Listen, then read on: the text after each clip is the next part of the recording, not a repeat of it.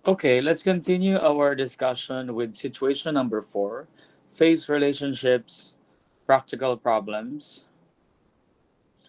Itong ibig sabihin ng practical problems, gagamitin natin sa civil engineering applications itong pag-identify natin ng mga properties ng soil. So sa pamamagitan ng concept you learned, you'll be able to evaluate itong mga orderin ninyong barrow. Kinakailangan natin ng barrow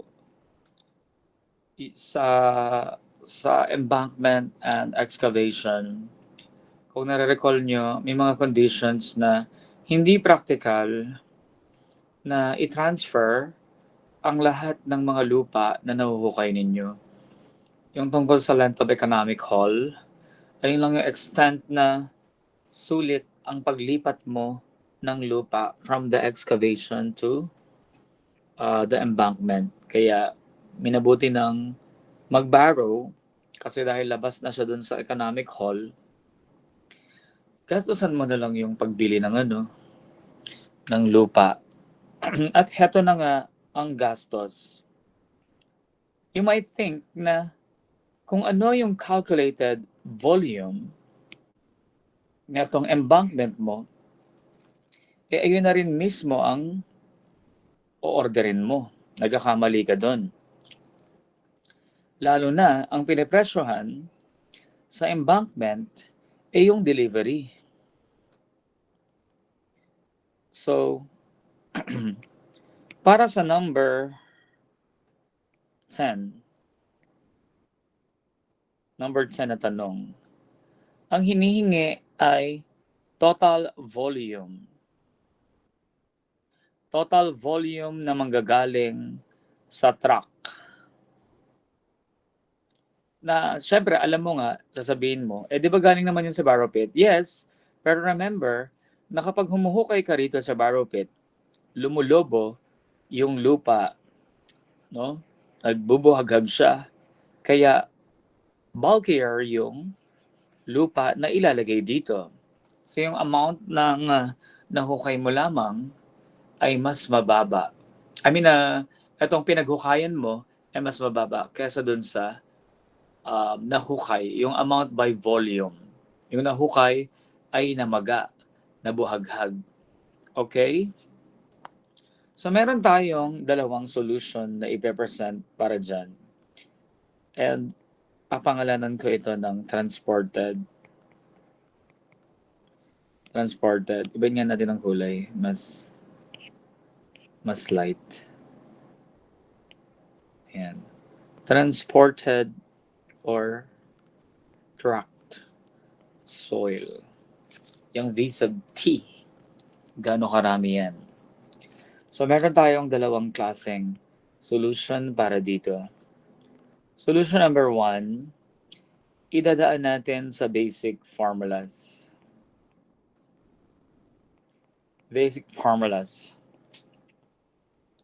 So para malaman ko yung lupang manggagaling dito, so ang property niya ay given 12 factor. And naisulat ko naman na rin yung formulang kakailanganin natin.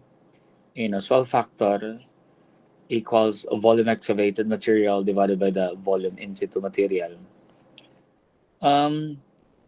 Ito yung ito yung, kung nag-consider ka ng truck, sige. Consider trucked. Consider trucked soil. So, swell factor na equal sa 1.2. Equal ito sa volume transported o yung trucked divided by the in situ material, which is the soil in barrow pit. BP na lang. Volume of the soil in the barrow pit and the V sub T is the trucked or transported soil. So the problem is, paano ko masosolve itong V sub T kung itong V sub BP ay hindi ko pa alam? E di mag-consider ka ng barrow pit. Sige, okay naman yung logic na ginagawa mo. Dahil ang focus natin is yung tract soil, edi minabuti mong diretsuhin sa tract soil. Kaso nung sinulat mo yung formula or yung property lang available sa kanya, wala ka nang mapapala dahil hindi ko pa na naman alam ang volume ng borrow pit. Ay ganun. Eh di aatras ako rito sa borrow pit.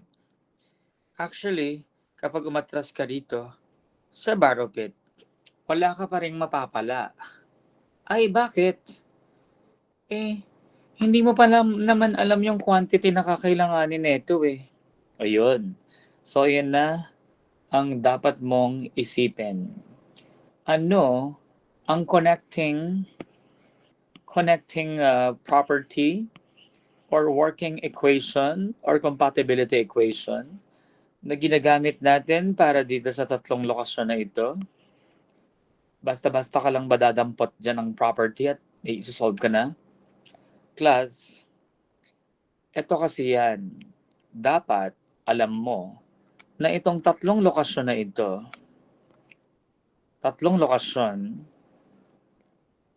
aware ka na ang common property na manggagaling sa borrow pit na ilalagay sa truck at saka ilalagay sa embankment ay itong weight of solids. Ha?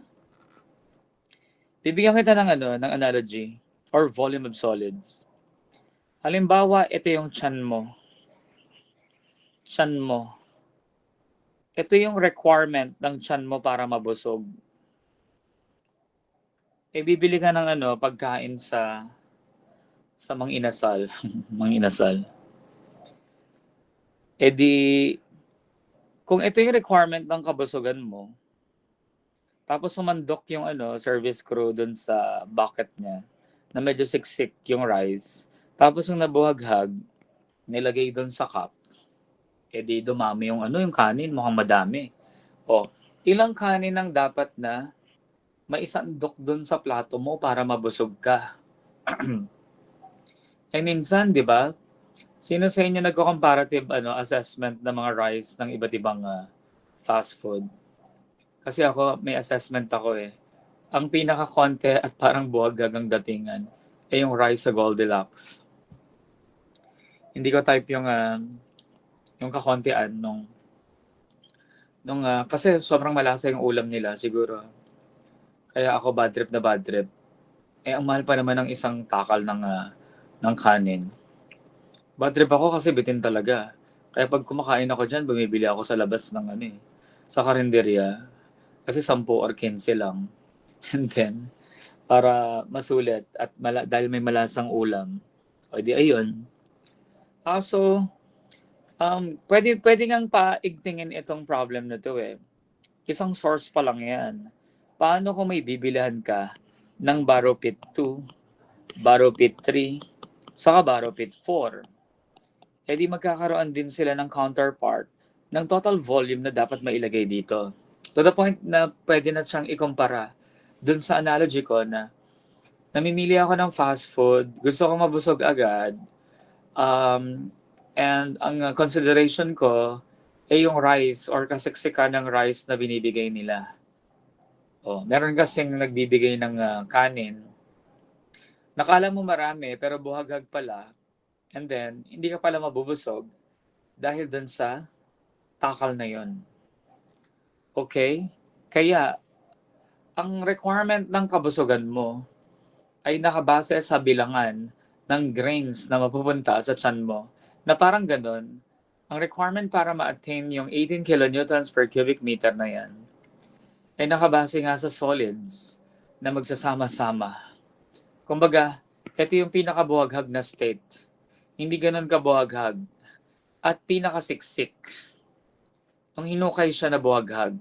Eh di ba itong computation ng volume ng tract soil dependent dito sa borrow pit. Pero dapat alamin mo na muna ang kakailanganing solids na mapupunta doon. Kasi nga, yung source mo, iba-iba ng or magbabago ng void. Kaya, ang ating official starting solution is the consideration of the fill. Consider the fill. or embankment. Consider the fill or embankment. Pagko-compute tayo ng volume ng fill. Ang volume ng fill, gamitin ko na lang yung fill. Kasi yung embankment, baka mapagkama ng void ratio yung sub E. Volume of the fill is a trapezoidal prism. Trapezoidal prism na merong length na 1 meter. So ayan ay equal sa constant cross-sectional area times the length. And i-configure natin, asikasuhin natin ang dimension nito. Kung may 4 na metro na height at 1:1 yan, magiging 4 na metro to. At ito ay magiging 4 na metro din. Tapos ibaba mo lang tong 2 na mukhang hindi scaled, hayaan mo na. May total base dimension itong trapezoid natin ng 10. May total base dimension na 10. Okay? Ngayon, ang cross-sectional area ay area lamang ng trapezoid, which is the average of the parallel bases, 2 plus 10, ayan na, average of the parallel bases, times the 4 meters, the distance between the parallel bases, and para maging volume, kailangan natin itong i-multiply sa 1 meter. Kasi mali ang unit kapag hindi mo yan ginawang volume times 1. So V sub F is equal to, ang sagot ay 12 over 2, 6 times 4, 24 cubic meters. Mapapansin nyo, nakalagay na pamanggulo sa multiple choice. Ang sagot na 24 cubic meters. Hindi pa yun ang final answer dahil ayan ang magiging finale na volume ng lupa. Ang tinatanong sa atin ay volume na nakabuhaghag na nailalagay doon sa truck. Ay ganun? Yes. Hindi pa yan ang kailangan. So, di ba solution number 1, basic formula?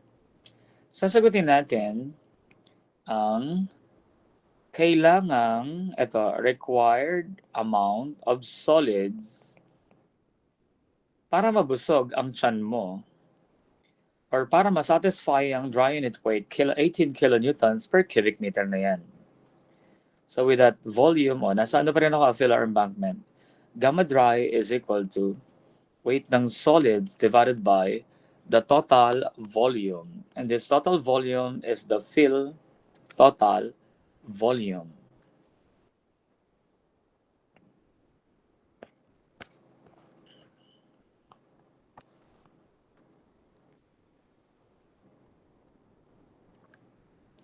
Substituting the values. 18 kilonewtons per cubic meter equals weight ng solids divided by 24 cubic meters. Ang kailangang weight ng solids para makapag-produce ng property na 18 kilonewtons per cubic meter ay 432. Okay? So pag nalaman mo na ang timbang na para mabusog ka, makakadiretso na ba tayo sa transported or trucked? As of this moment, mga bata, pag ako bumalik dito, yung trucked soil na una mong naisip or na-consider na daanan, wala pa rin akong mapapala dyan. Ay, bakit? Oo. Hindi mo pa naman alam yung barrow pit eh. Ay, oo nga. Wala pa rin akong mapapala-pala. Walang mapapala. So, hindi tayo makabalik doon sa tracked soil. So kaya, alam mo na gagawin. Dumiretso ka sa and consider the barrow pit. The soil in the barrow pit. Ang mga available properties sa Barrow Pit, kung titingnan mo rito, ay um, sina gamma, bulk unit weight, specific gravity of solids, and the moisture content. Gagawa tayo ng way para maikonekta yan sa weight ng solids. Ano ang naiisip mong paraan para makapagpalabas ka ng value ng weight ng solids mula dyan sa mga properties na yan?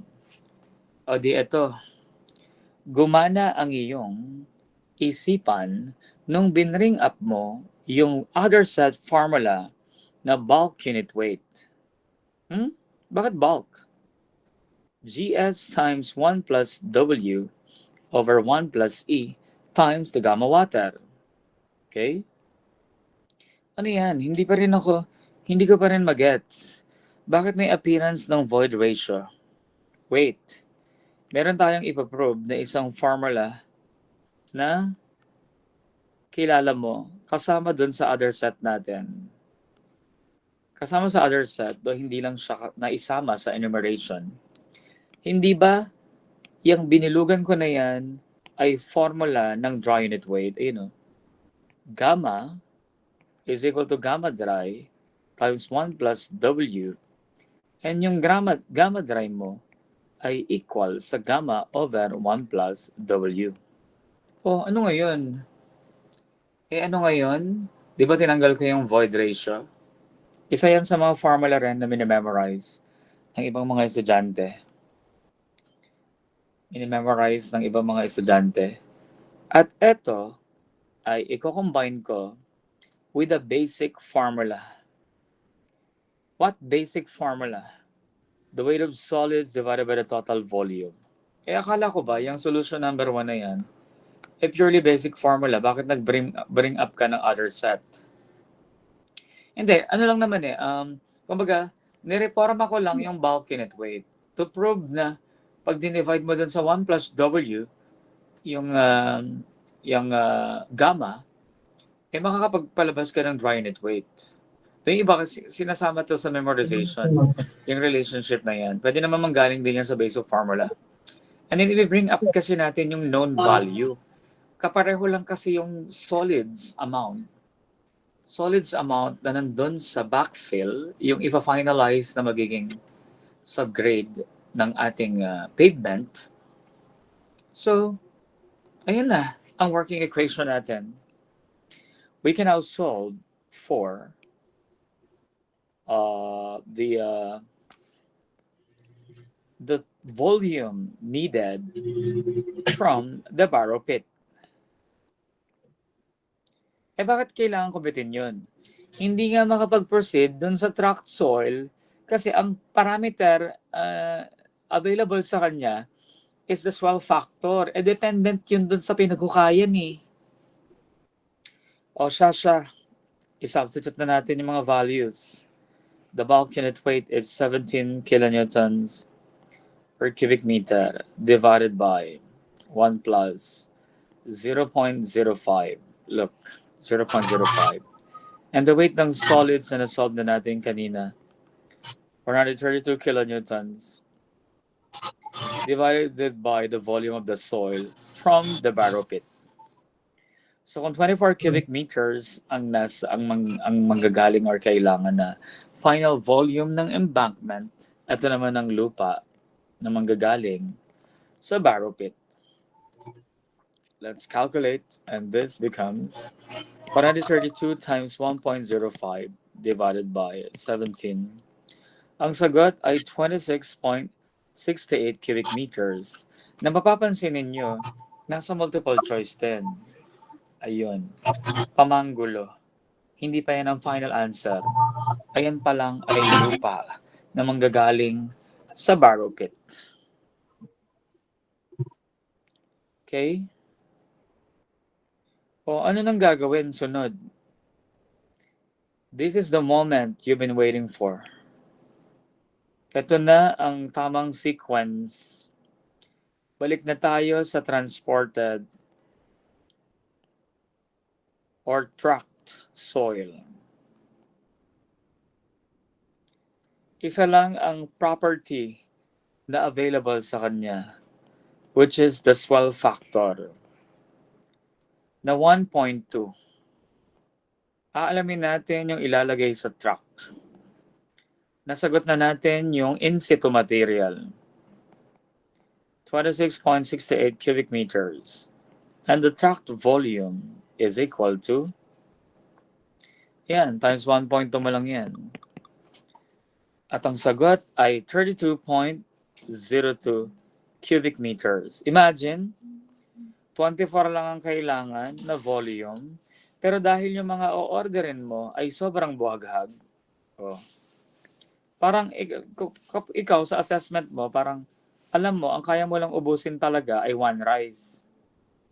So, bali nangyari, dahil napa-order ka dun sa tindahan na sobrang buhaghag ang kanin, napatatlong rice ka. Kasi nga, yung grain count ng kanin, eh hindi sakto dun sa pagpapabusog sa'yo. Pero, actually, hindi talaga perfectly aligned yung analogy natin tungkol sa kanin. Kasi di ba minsan, nabubusog tayo kapag uminom ka ng maraming tubig. Hindi counted yung void dito sa embankment. Grains ang focus natin. Yung solids na mapupunta doon sa subgrade. Kaya, hindi, ina-assume na lang natin na pwedeng ganun yung sa kabusugan mo. Pero ang totoo, hindi siya perfectly analogous kasi nabubusog ang tao ng mabilis kapag umiinom ng tubig. Pero, kung susumahin pa rin, nagugutom naman talaga ng mabilis rin yung maraming ininom na tubig. Kasi konti lang ang laman ng kinain niya. And that's how you solve using solution number 1 na nagre-rely sa basic formulas. Nagmukha lang akong may other set dito because of the relationship between the bulk unit weight and the dry unit weight. Kaya ko rin namang i-derive yan using the basic formula. Second question, number 11. Solution 2 pala muna. Let's do solution number 2. Ang solution number 2 ay ginagamitan ng other set. Pwede mo itong gamitan ng volume parameter technique or unit phase method. Other set, important relationship, pero magpapakita ako ng derivation na hinuhugot sa basic and other set. Like itong gamma dry, ipakita ko nga muna itong latest answer natin. Yan. Itong gamma dry may equal sa weight of solids divided by the total volume, and the other set GS over 1 plus E times the gamma water. Ilabas natin ang mga constants sa left side at ayon ay sina weight of solids. Constant ba yan? Yeah. Ayan yung constant sa iba't ibang location. Di ba nga? Kailangan mo masatisfy yon para dun sa pagpapagawa ng embankment. Dapat yung dami ng solids na nakalagay dun sa truck at sa barrow pit ay pare-pareho. And then, this is, cross-multiply mo lang, GS, ipasok mo na lang dito ang unit weight ng water, constant din yan. At mag-a-appear yung V over 1 plus E. Or kaya, kung ayaw mo ng procedure na yan, pwede kang gumamit ng unit phase method or volume parameter technique na ang solids ay constant sa iba't ibang lokasyon. And remember the volume parameter, ito, i-copy paste ko nga itong diagram na to. Remember itong volume parameter technique natin with this image. Constant ang solids volume sa iba't ibang lokasyon. Anong mangyayari doon? Constant ang volume sa iba't ibang, solids volume sa iba't ibang lokasyon, and varying ang bulk volume. So what is the volume parameter assigned for solids? 1. Volume parameter assigned for total volume is 1 plus E. So you can see no, ang solid's volume ay equal sa V over 1 plus E. Ano ba yung ginawa mo? Ito na ang working equation na ginagawa ng marami. And sasabihin ko kung bakit convenient ito sa ilan. Here's the equation na V over 1 plus E para sa isang lokasyon ng lupa, say the embankment, equal yan sa volume ng solid sa ibang lokasyon na 1 plus E sub 2. Okay? Or applying for this problem, ito ay V over 1 plus E para sa fill, F na lang.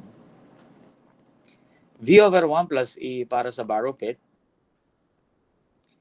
and V over 1 plus E para sa tract. Okay? O paano yan? Anong kagandahan yan? Ang kagandahan ng solution na ito, class, ano man ang maging property enumerated or stated, no, na given dun sa situation, sisikapin mo lang na palabasin palagi ang void ratio property ng lupa na yun. So kumbaga, may uniformity, may hinahabol kang expression, ayun yung hinahabol mong value gamit yung mga formula na memorize mo. Eh bakit? Yung solution number 1 naman ginamitan ko pa rin naman yan ng memorize formula ko. Anong kaso naman doon? May kaso doon. Kasi kung ano na lang ang nakalagay doon, then gagamit ka ng basic formula, tapos baka mahirapan ka sa algebra, walang consistency sa solution kasi depende sa surprise sa'yo ng problem kung ano yung gagamitin mong equation and the basic equation, the basic formula. Hindi kagaya netong solution number 2, ano man yung maibigay sa'yo,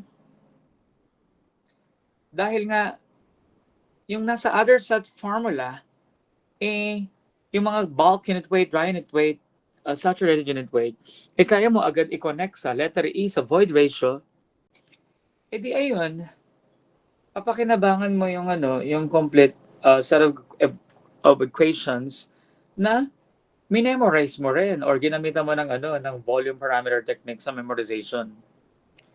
Ay, ano nang mangyayari dyan sa solution mo na yan? Ang mangyayari, class, ay ganito. Simulan mo pa rin sa fill. Consider the fill. Wala nang ibang way ng pagsagot nito kundi yung trapezoidal prism. The cross-sectional area times the length. Uulitin ko lang yung 2 plus 10 and then 4 times 1. Ang sagot dito, 24 pa rin. Akala ko ba nagbago solution mo? Wala nang ibang way. Walang ibang way ng pagsagot ng volume ng fill kundi yung volume lamang ng trapezoidal prism. Okay? So ngayon, di alam mo na yung volume ng fill na yan. Di punta ako sa sa borrow pit. O ba't mo nilaktawan? Ganun yung naging sequence kanina eh. Consider the borrow pit. Pagsusumikapan kong wait, mag-aasikaso muna rin. Sige, sa fill muna tayo. Mag-aasikaso ka muna ng void ratio. Mag-aasikaso ka muna ng void ratio ng fill. So you got gamma dry na 18 kilonewtons per cubic meter equals GS given ang specific gravity ng soil. Sige, lagay ko nga muna yung formula. GS over 1 plus E times the gamma water. 18 kilonewtons per cubic meter ang required unit weight ng embankment, 2.7 ang specific gravity ng solids. Ito ay papangalanan kong E sub F at ito ay 9.81 kilonewtons per cubic meter. Masasagot natin itong Yan, cross multiply, subtraction, we got 2.7 times 9.81 divided by 18 minus 1, you get 0.4715 void ratio of the embankment or fill. Then, available na yung okay na. Available na yung para doon sa working equation natin. Inaasikaso ko lang yung ilalagay dyan sa pares-pares na yan. Kasi diba, ayan yung solids volume. The total volume over 1 plus E. Ginamit ko nga yung formula na yan kanina eh. Yung pinapakita ko sa inyo yung power ng solution na other set along with the unit phase method or the volume parameter technique. So considering the barrow pit, kailangan mo ring magpalabas.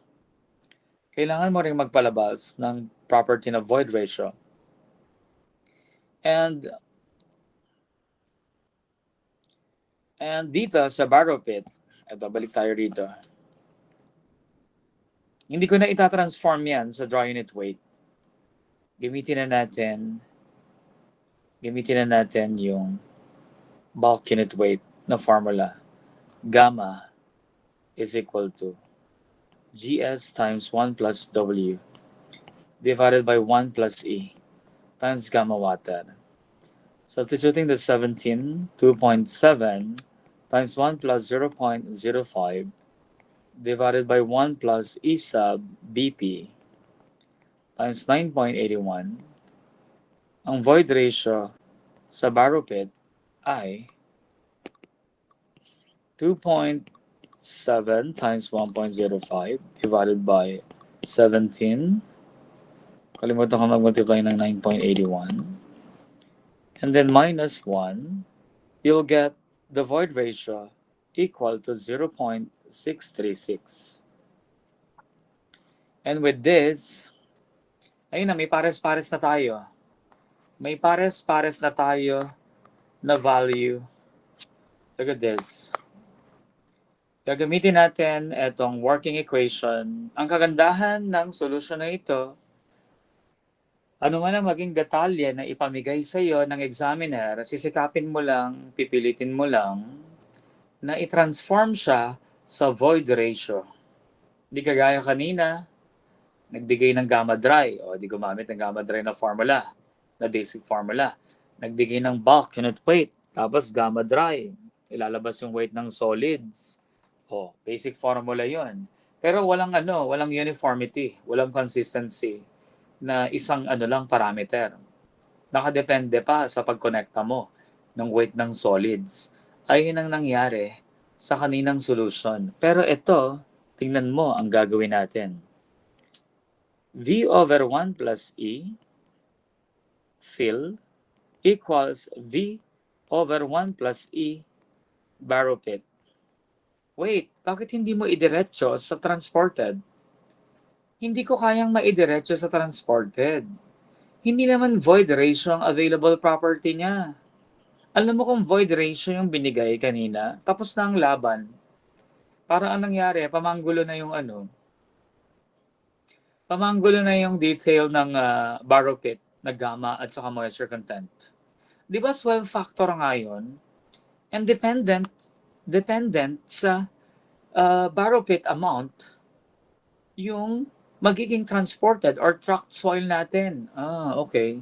So this will be 24 cubic meters divided by the void ratio of the fill, 0.4715, equals volume barrow pit divided by 1 plus 0.636.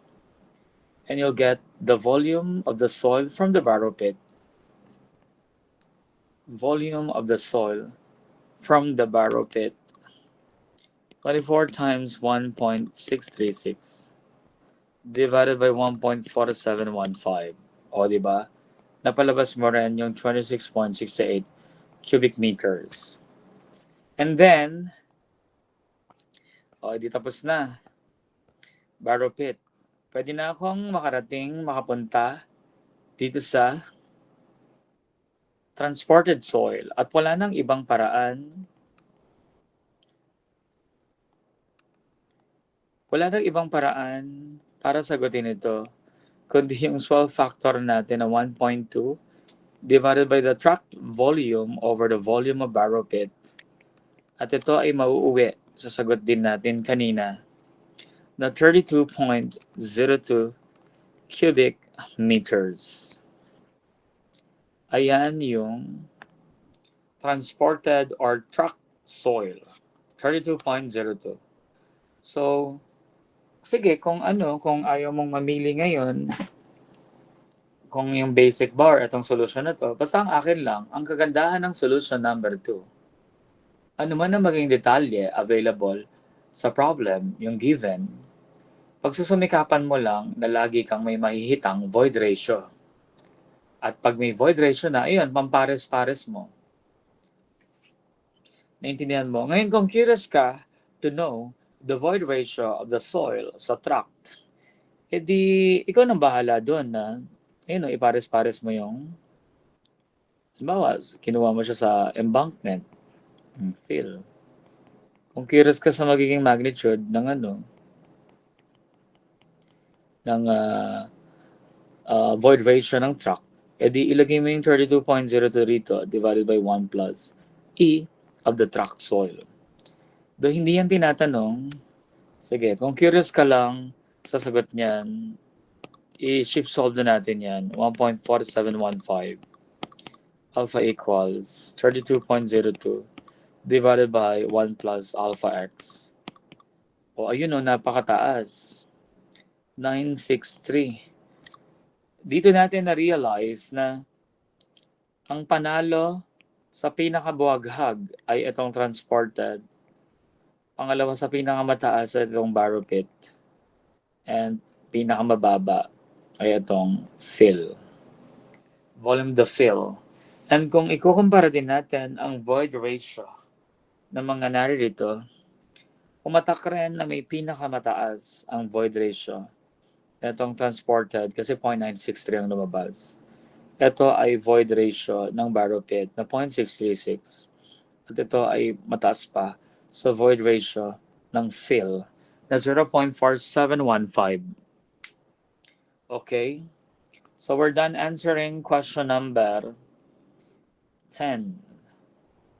Class, dumako na naman tayo sa tanong na sisirain ang momentum mo. Look at the number 11. Na-mention ko sa iyo na uso sa problem solving yung panlilito ng examiner na kung merong volumetric ratio parameter, parang yung degree of saturation, and magtatanong siya ng timbang na dapat alisin dun sa lupa to attain the degree of saturation. Ay, ano ba nangyari sa 11? Ang nangyari naman is the variation of the weight parameter, weight ratio, which is the moisture content, at ang bigla ba namang ni-require na unit. No? Gano'ng karaming tubig ang dapat na ilagay mo? By volume, kasi naka-liter sa multiple choice, ang answer ay, oo nga, nag-alternate talaga yung ginagawa sa sa solving ng ganyan. Ang mga data, kagaya nito, naka-moisture content. Tapos by volume na ang required unit. Kaya para hindi tayo masira sa momentum, sagutin natin ang mabilis. Ang number 12, nagtatanong lang siya ng porosity ng embankment. N sub F, which of the following most nearly gives the porosity of the embankment? Di ba, nasagutan na natin ang void ratio niyan. Ang gagamitin kong solution na lamang ay other set formula E of the embankment or fill divided by 1 plus E sub F. Direct substitution, 0.4715 divided by 1 plus 0.4715. Ang sagot sa porosity ng embankment ay 0.4715 divided by 1.4715. Answer is 0.32. Minintain ko lang yung momentum natin. Masisira kasi kapag sinagutan ko yung number 11 agad. And number 11, i-ready na natin. Base sa tanong, kung gaano karaming tubig ang dapat na ilagay dyan, para ma-attain ng 7%, kasi ganito, wala daw evaporation or walang sumingaw na tubig nung tinransfer itong lupa na ito sa barrow sa truck. So, syempre, hindi realistic yun. Kasi pag nagkukay-hukay rito, at saka yung mga nasa bandang ibabaw, tuyot-tuyot yung mga yun. Pero dito, assuming no loss of water during transportation, meaning na maintain ang 5%, ang ilalagay dito ay 5%, pero ipapataas. Class, anong reason kung bakit may increasing of moisture content na nagaganap dyan sa situation na yan? Class, ang reason yan, para yan sa soil conditioning, para mabilis na ma-attain yung requirement na 18 kilonewtons per cubic meter, kailangang itaas yung 5% ng 7%. Para yan sa pag-attain mo ng required dry unit weight. Pag di mo yung nagawa, baka matagalan ka. O kaya hindi ma-attain yung requirement na capacity. Kaya merong magpag-wisik-wisik. Di ba ginagawa naman din talaga yan? Napapansin nyo, malamang sa inyo, hindi na kayo nakaranas ng construction ng highway sa lugar ninyo. Paglaki nyo, yung nagkamulat kayo, gawa na yung kalsada. Hindi nyo nakita kung paano winiwisik-wisikan. O kaya kahit yung mga mason lang na gumagawa sa construction sa inyo, merong binabasa-basa yung lupa. Gagawa ng pavement yung ganun. Okay? So base dyan, sa tanong, na naka-unit expressed by volume, ang hinahanap ay delta VW. Ano yung delta VW? Ito ay karagdagang tubig na dapat mailagay para ma-attain itong moisture content na 7%. So 7 from 5%. Kung nare-recall mo ang technique na tinuro ko kanina,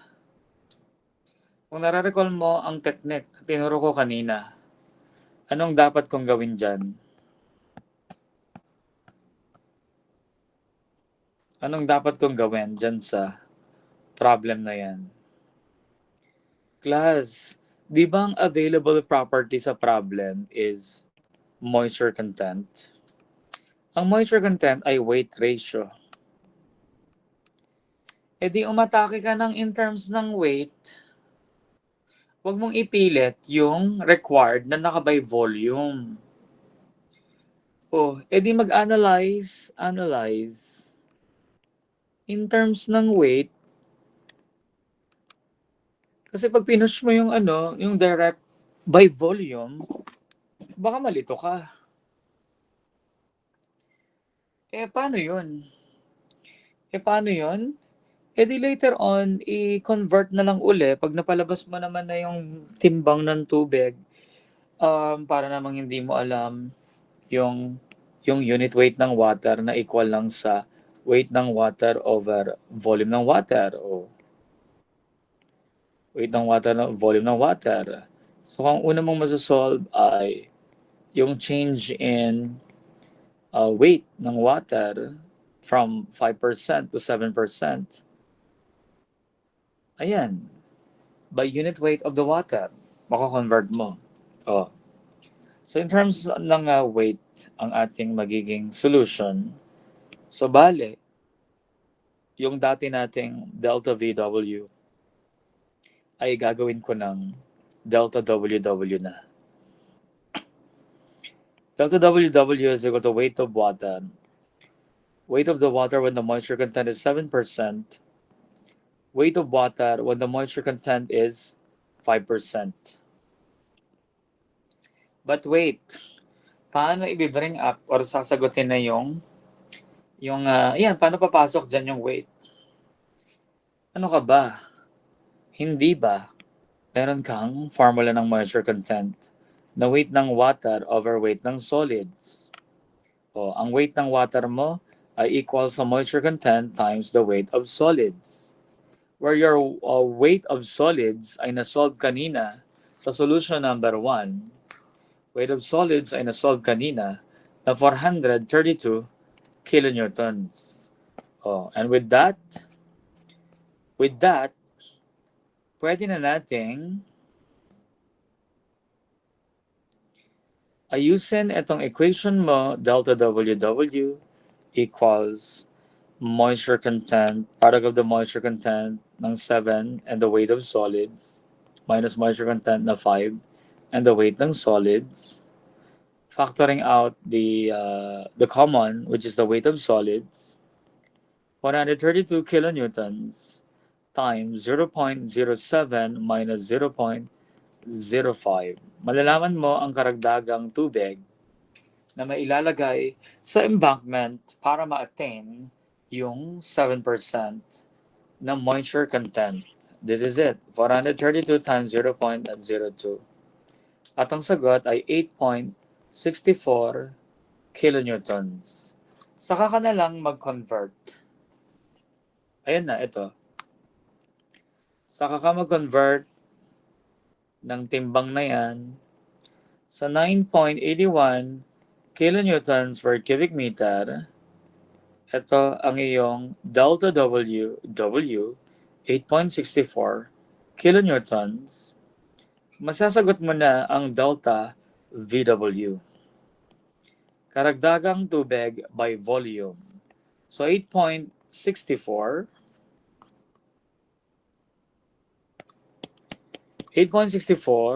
divided by 9.81, ang sagot ay 0.881 cubic meter. And converting this to liters, let's put conversion factor. Ang 1 cubic meter ay 1,000 liters. Delta VW, additional volume of water, is equal to 881 liters.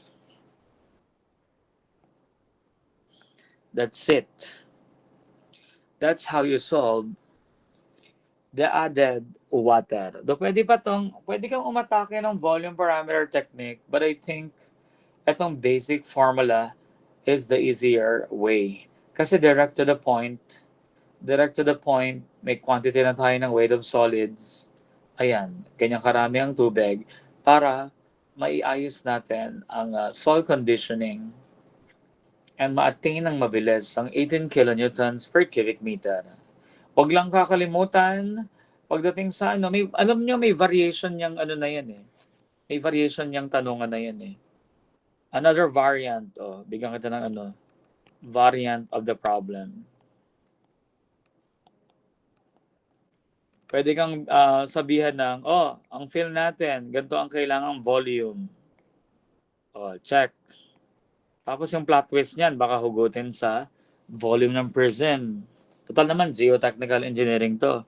Baka ang ipamimigay sa yung mga computation ng volume, prismatic lang. Di basic yun. Pwede kang sabihan ng diretsyo ng void ratio or baka porosity sa susunod. And magtatanong ng gaano karaming volume ang magagaling sa Barrow Pit 1 na may void ratio na ganito. Gaano karaming volume ng tubig ng lupa ang magagaling sa Barrow Pit 2 na may ganito. Kung 3 or 4, sakto sa multiple choice, 4. Barrow Pit 3. Pwede mo magamit yung yung formula natin na ganyan para sa fill. Tapos ito yung iba-ibang number na. Mag-quantify mo ang dami ng volume. And ang investigation dyan sometimes is the pricing of the transportation dahil nga nagkakatalo-talo sa transportation cost dyan sa volume at bilangan ng truckload. Ayun na, ang kukumpitin nyo and pwedeng manghingi dyan ng most economical or the cheapest borrow, economical. Naalala mo ba yan, Mr. Ulugin? Lumabas ba yan sa exam niya dati? Quiz? Okay, that's it. And tuloy-tuloy pa rin ang ating property determination, paglipat natin sa susunod na problem. Ibig sabihin, hindi pa rin natin bibitawan yung physical properties na yan. Sa next situation, ito ang susunod na situation.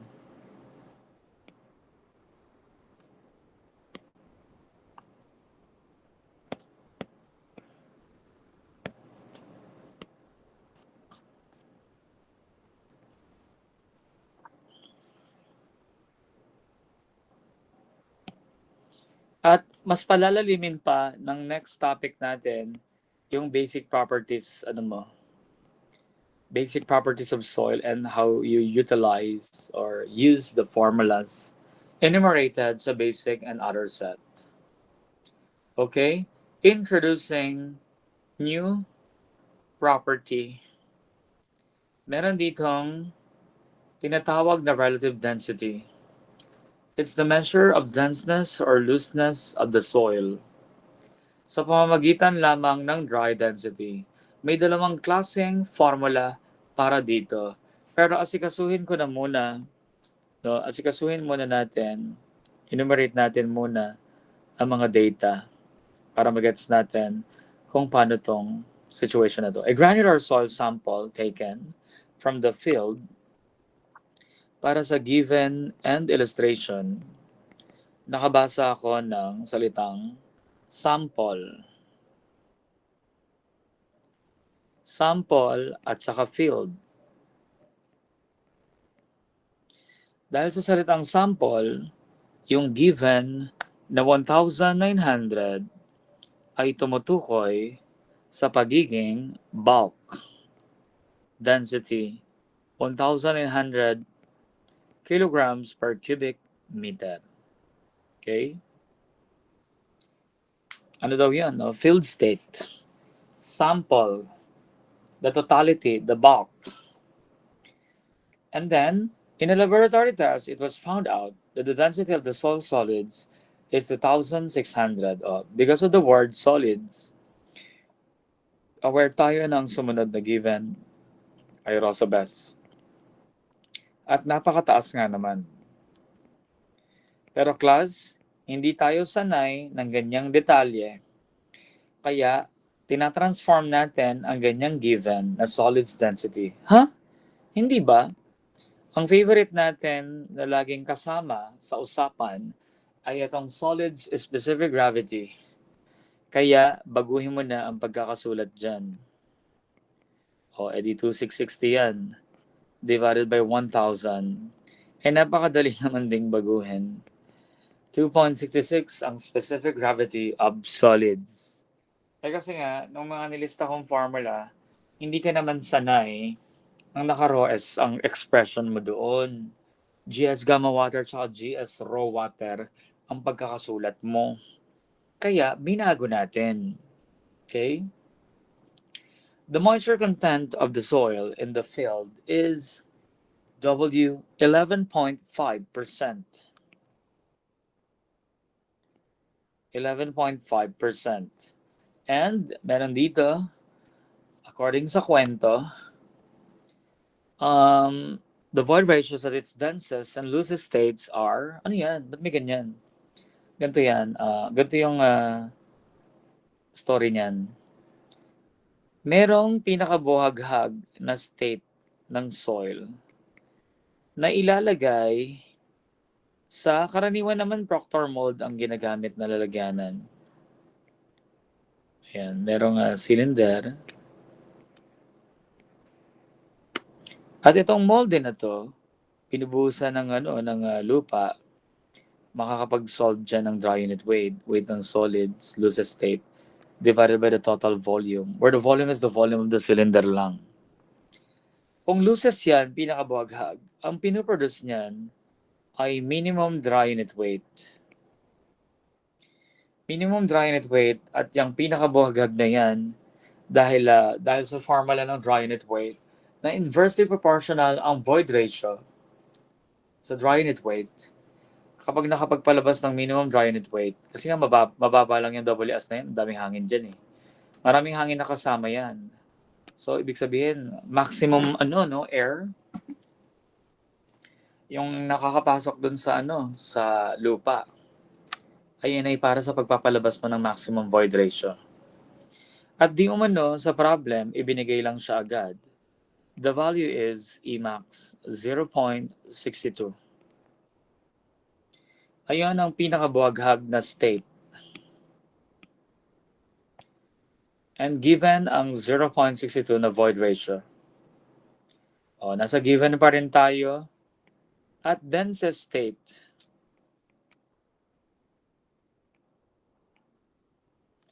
Loosest state. Meron pa rin lalagyanan. Pinasok ang lupa sa loob. Kinompact. In fact, gumagamit ng moisture density relation test, compaction test, para malaman ang pinakamabigat na lupa na papasok dito. Isosolve din yan ng weight of solids, total volume. Makakapag-produce ka ng maximum dry unit weight mula dun sa recorded weight ng solids mo or dry mass. Dry mass para sa determination mo ng imin. Ito ay pina-perform sa moisture density relation test. Ayan ay laboratory test na Mezias performance ng laboratory, as in super dumi. Super dumi ng performance ng laboratory na yan. Okay? So ngayon, hindi ka naman na mahihirapan dahil ibinigay lang agad etong imin na 0.43. Ayan. 0.43 is directly given. Ayun ang value ng minimum void ratio. So ngayon, for the required end solution para sa number 13, ang hinahanap ay dry density ng soil. Hindi na mention specifically kung ano yung densest ba or loosest state, but this refers to the field state or the sample in the field. The sample in the field. Ito ay napakadali lang sagutin kasi kanina may sinulat akong formula. Di ba? Supposedly magbe-basic ka dyan. Magbe-basic. Kaso, pag nag-basic formula ka, may mangyayari ba? Ito, rho d equals mass per unit volume. Alam mo na ba yung total volume? Yung total mass nung kinuha? Di ba ang binigay ay moisture content sa bulk density? Kaya ang gagamitin natin na formula nasa other set ay etong rho d is equal to rho over 1 plus W. Saan galing yan? Ginamit ko yan kanina. Huwag kang Ginamit ko kanina yan.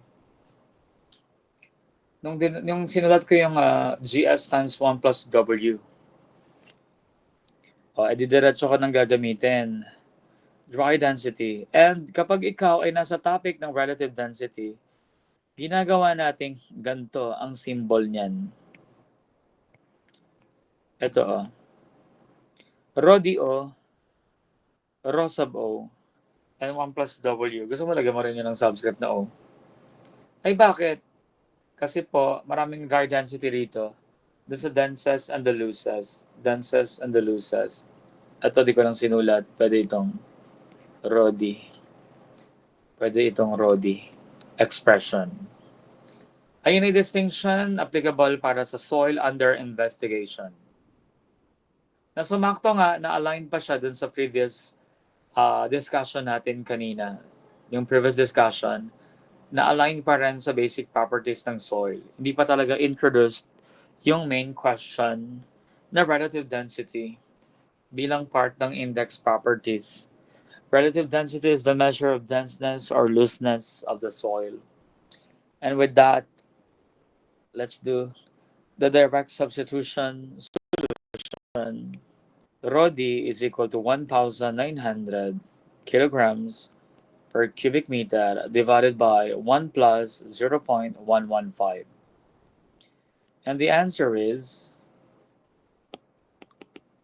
19 divided by 1.115. Ang sagot ay 1,704.04 kilograms per cubic meter.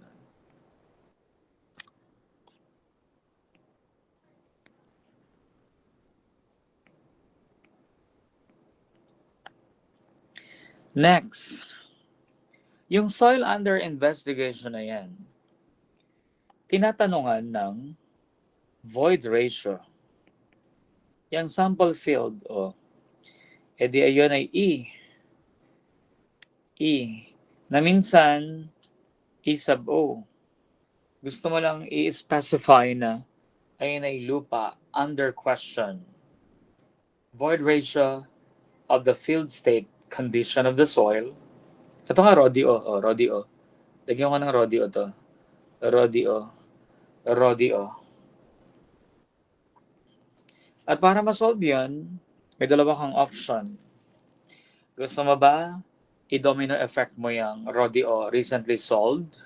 Or mag-stick ka dun sa basic formula or sa other set formula ng bulk density or unit weight ng ganito. Ito. Rho is equal to GS times 1 plus W. Kung ito gagamitin mo, hindi ito mababahiran ng rounding off.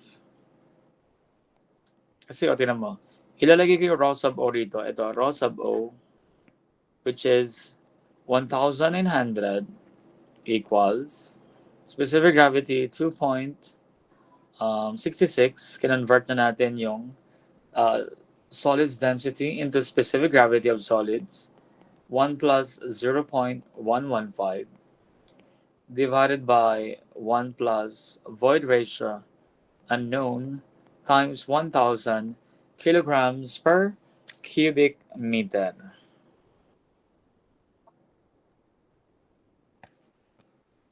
And then the answer will be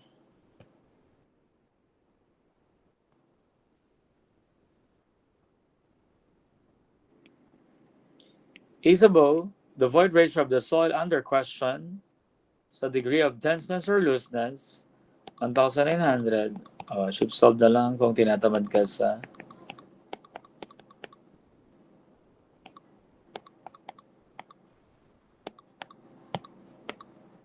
Tadaan! 0.561. Itong void ratio of the soil under question. And now, narito na ang main topic, number 15. Ang tinatanong ay relative density, D sub R. Hindi ito kagaya ng, minsan may gumagamit dyan ng RD or kaya I sub D. Kasi tinatawag din tong density index. Density index, I sub D. Ewan ko lang kung may gumagamit ng DI. I sub D lang ang alam ko eh. So, ang formula nito, formula number 1. Formula number 1 in terms ng void ratio, relative density is equal to Emax minus E sub O divided by Emax minus Emin times 100. And yung percentage relative density ay may criteria for judging. So, hindi siya tinatanong dito sa module mo, pwede natin siyang bigyan ng qualitative description kung gaano kasiksik, liglig, kabuhaghag itong ating lupa. Ngayon, may pangalawang formula yan. Pero yung pangalawang formula ay hindi ko memorize. Diba? Aware tayo sa inverse proportionality. ng dry unit weight sa void ratio? Inverse ba yan? Yeah. Look at the formula of gamma dry in terms of void ratio. Gamma D is equal to GS over 1 plus E times gamma water. Kaya ang isang formula, align dyan, formula number 2. Formula number 2, align dito sa formula na to, yung una kong sinulat, ito ay magiging 1 over gamma D mean minus the lupa under question, gamma DO, divided by 1 over gamma D mean minus 1 over gamma D max.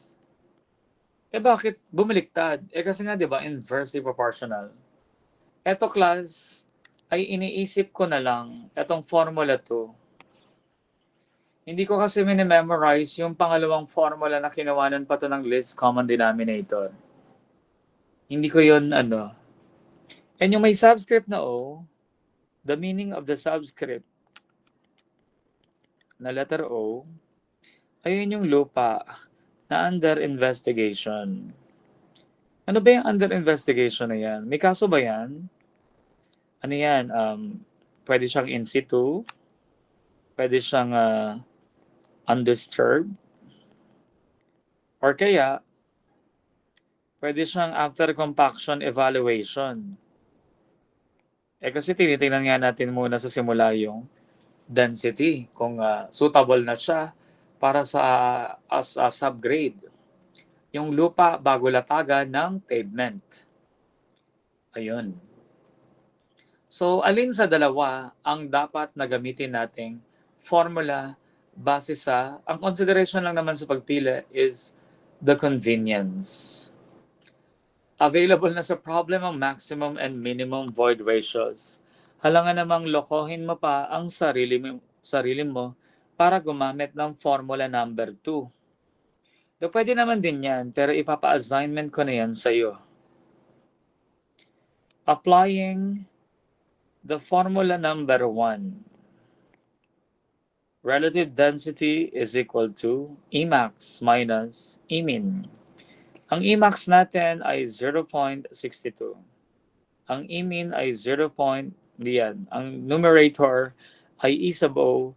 The void ratio of the soil under question is 0.561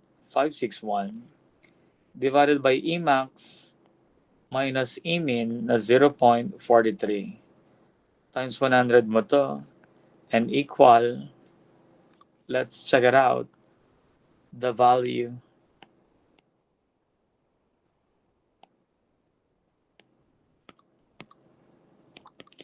.62 minus 0.561 divided by 0.62 minus 0.43.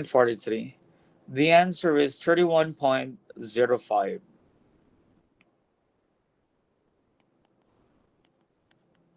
Class, merong nag-exist na criteria for judging sa textbook ni Brahadas. Kung may follow-up question ito, ng characterization or description, sa kasamaang palad, meron kayong kailangang i-memorize na table. At ano yung table na yun para sa criteria for judging? According sa reference ni Brahadas, to Brahadas book,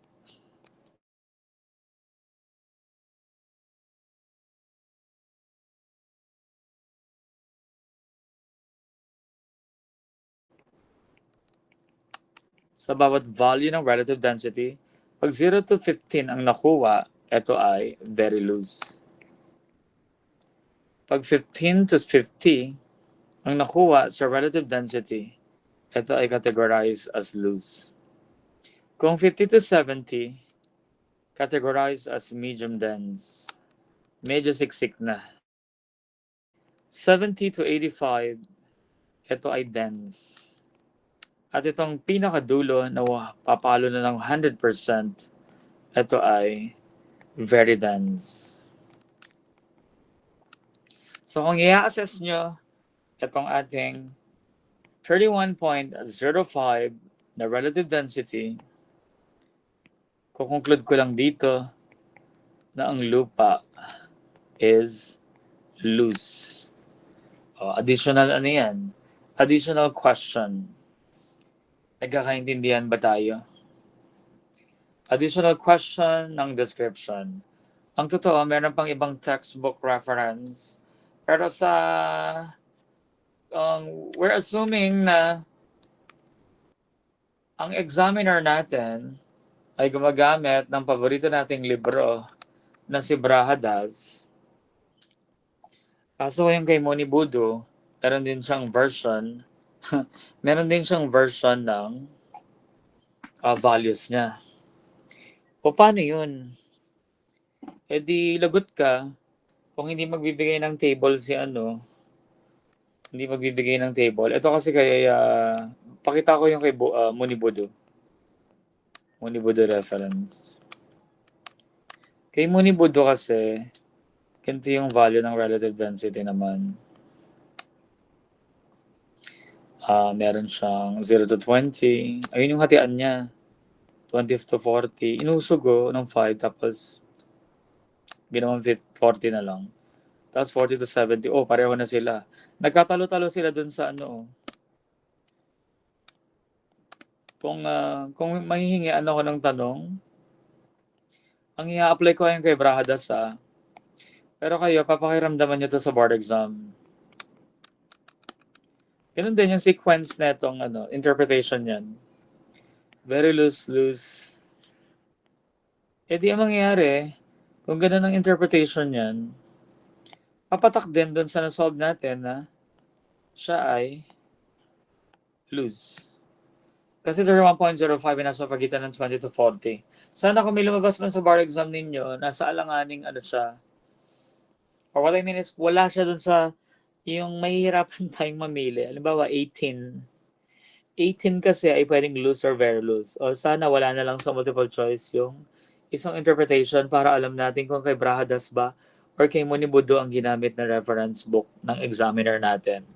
Pero napansin ko, yung mga reviewers na tropa natin,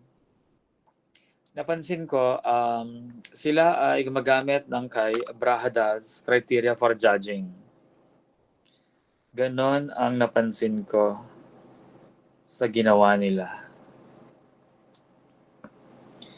And with that, we're done with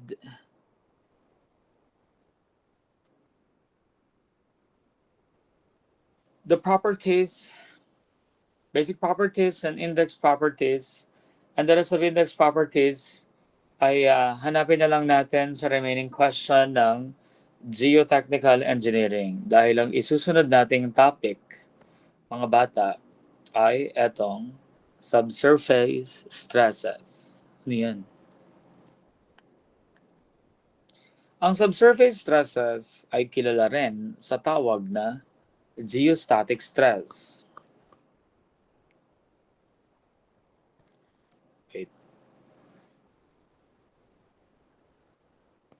Ang subsurface stress ay kilala rin sa tawag na geostatic stress. Anong ibig sabihin nitong geostatic stress na to? Ito lang naman ay simpleng induced stresses ng lupain. Ito mga layer ng soil natin. And mag-consider tayo ng element somewhere here. So merong vertical stress na ibinibigay ito. Itong lupa na ito. Yan, yung lupa na yan na pabigat. And syempre, statics of rigid bodies, may reaction sa kabila. Hindi naman gumagalaw yung lupa na yan edi may resistance yan pataas. Ayan, yung vertical stress natin na merong distance measured from the surface, say H or letter Z, depende sa iyo. Kinocompute natin yung sigma V na yan ng unit weight lang ng soil and the H or the Z distance. Tapos, ipapakilala ko na rin sa inyo ng maaga itong stress direction horizontally. This is your lateral earth pressure na naka-quantify naman sa pamamagitan ng vertical stress and the coefficient of lateral earth pressure. Ayan. K times sigma V. Dun sa mga hindi maka-imagine kung papaanong nangyari ang computation na yan, para lang naman din yung hydraulics.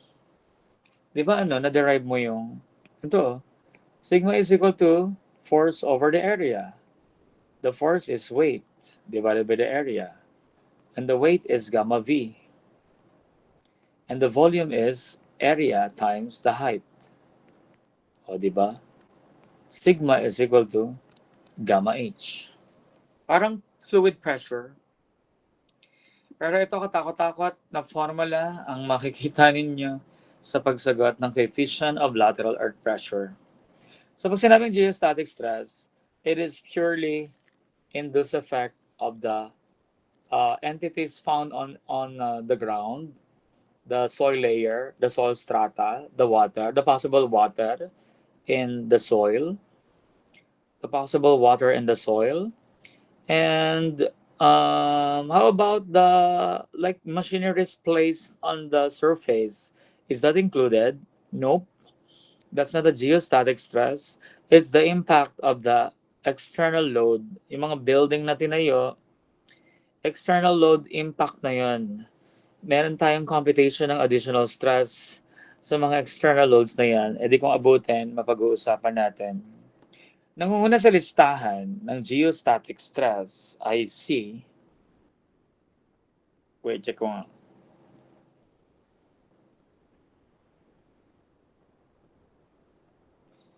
Nangunguna sa listahan ay etong total stress.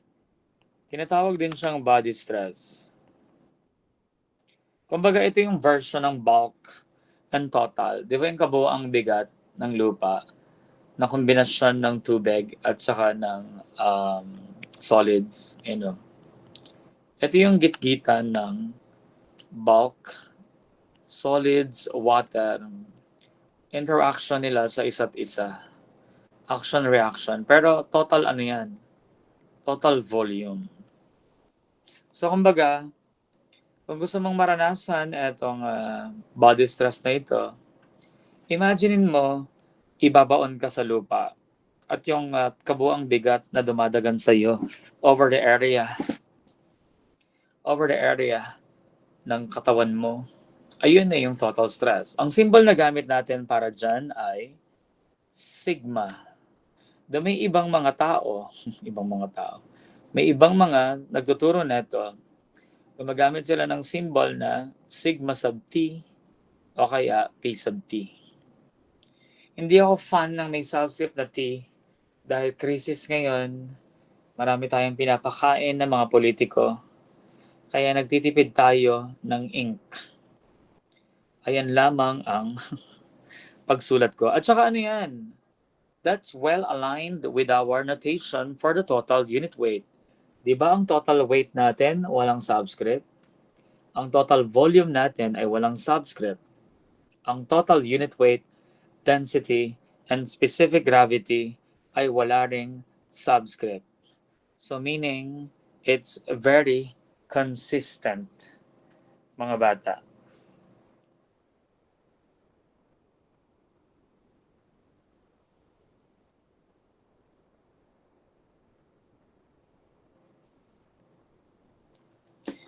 O, paano sagutin yan? Madali lang, class, ang pag-compute ng total stress. Di ba nga, nakabase yan sa bulk unit weight. O, ito ay sinusolve from, you may consider following the manometer principle.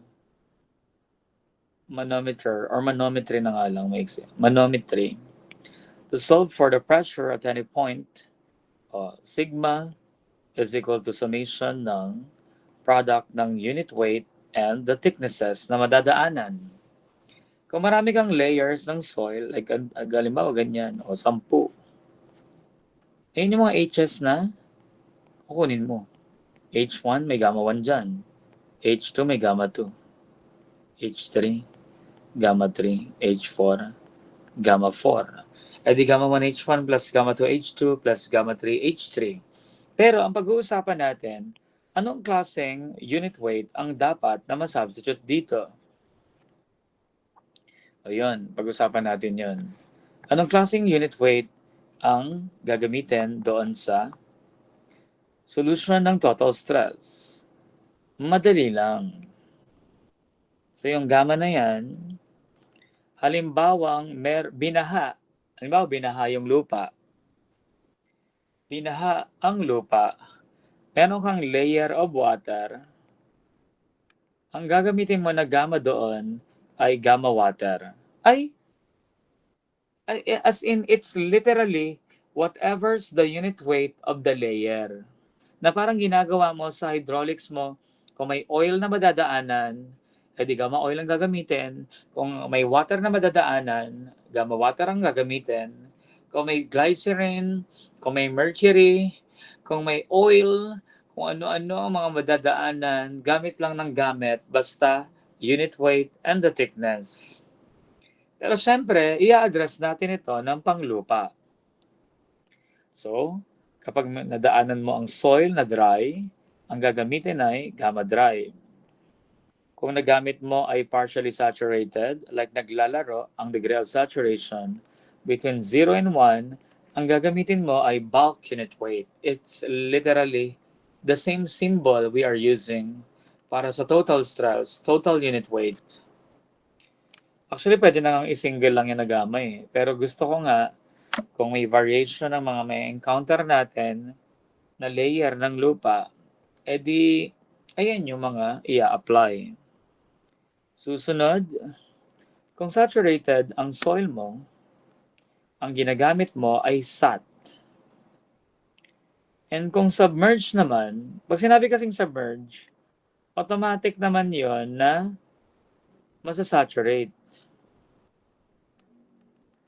Pag sinabi mong submerge, automatic yan na saturated. Kaya dahil totality ito, ang ginagamit sa condition na yan ay saturated. Naiintindihan nyo ba?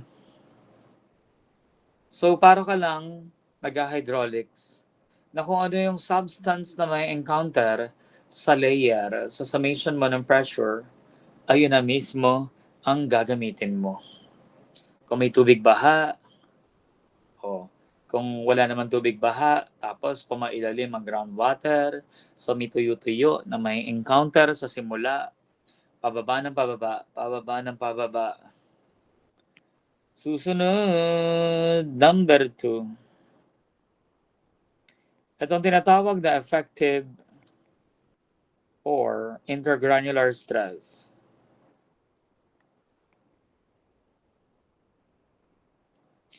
Mahirap gawan ito ng analogy ng ng example na kapag binaon ka sa lupa. Pero ganito, halimbawa ibabaon ka sa lupa, ano ang effective stress doon?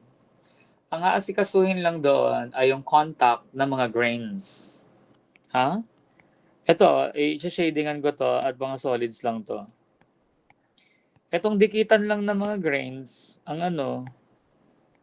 kinukuha niya ng mga reactions. Ayan. Ito lang action-reaction ng mga grains. Grains lang yan or solids. Yun ang ibig sabihin ng effective stress. Force over area pa rin. So kung kunwari example kita as ibabaon sa lupa. And para makuha ang intergranular stress, halimbawa, subjected sa groundwater or submerged sa groundwater, itong layer ng soil na pinagbaunan mo. Kunwari di ka naman nalulunod. Ang kukuhanin lamang ay yung contact ng mga grain sa balat mo. Hindi mo isasali yung pagdikit ng tubig. Ayun ang ibig sabihin ng intergranular stress. At yan ay napaka-significant na stress sa subsurface stress dahil ginagamit natin yan sa kasunod na topic na lateral earth pressure, sa consolidation, sa slope stability ba? Oo, meron din. Sa slope stability. Kaya nga siya tinawag na intergranular. It is the grain-to-grain contact stresses to each other. Grain-to-grain contact. Ang symbol na ginagamit ko dyan, kapareho ng effective unit weight, ay sigma prime. The may iba na ang gamit ay sigma E or P sub E. Pero hindi ako fan ng mga symbol na yon. Okay? Ang solution nito ay may dalawang klase. May dalawang klase. Itong solution number 1, applicable para sa walang seepage. Ano yun? Seepage, downward or upward seepage. And outside the kulambo or outside the capillary zone. Ano yun? Ang capillary zone ay atong pagkaka-attract ng tubig sa bandang groundwater table sa mga grains kaya umaangat ang tubig. So kapag nakapasok ka sa capillary zone, may ibang klase ng pagsagot. At kapag ang problem mo ay walang seepage, ibang klase rin ang iyong magiging computation.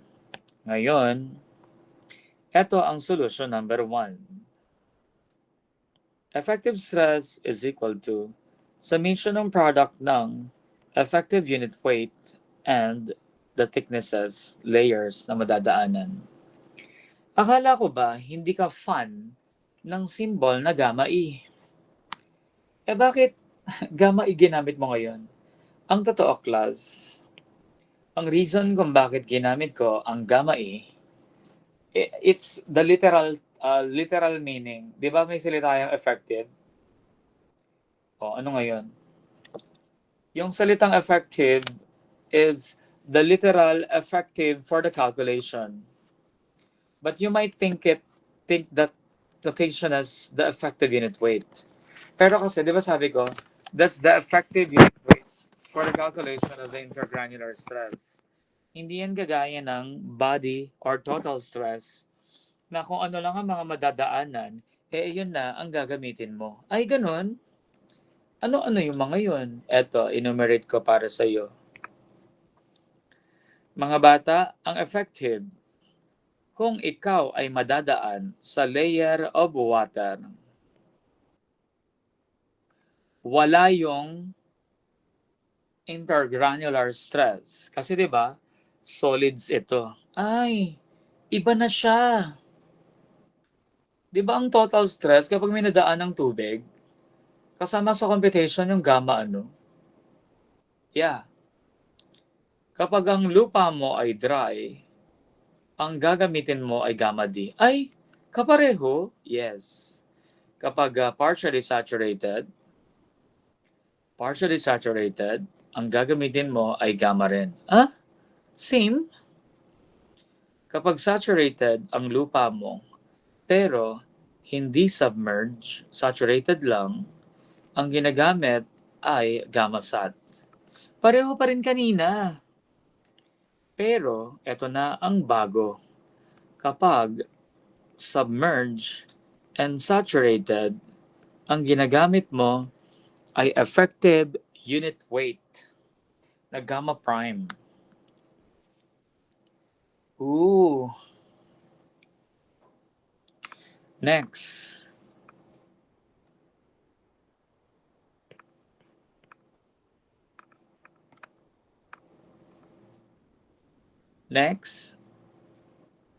Solution number 2. Ito ay applicable para sa lahat ng conditions. Actually, for all.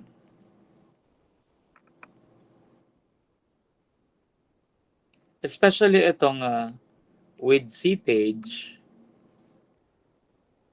and within the capillary zone.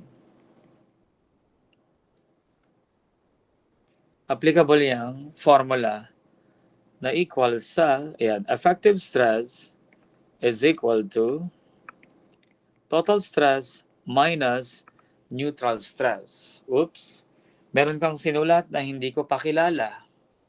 At yon ay yung letter U. Isusulat ko na yung letter U na yan dahil kasama rin nga sa layering ng soil ang tubig. Ang pressure induced by the water na tinatawag natin sa hydraulics na hydrostatic pressure ay pore water pressure, also known as neutral stress. Ito ay denoted as U na maliit pero may gumagamit ng UW o kaya PW. PW, pressure induced by the water, na tinatawag mong hydrostatic pressure kapag ikaw ay nasa subject na hydraulics. Paano kumpitin yan? E di ano lang, simpleng U equals gamma water times the height of water.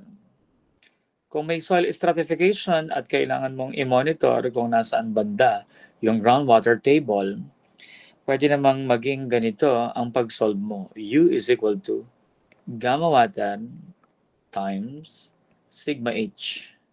Sigma H's of the W dahil minsan hindi mo direktang na-quantify yung distance or height ng water.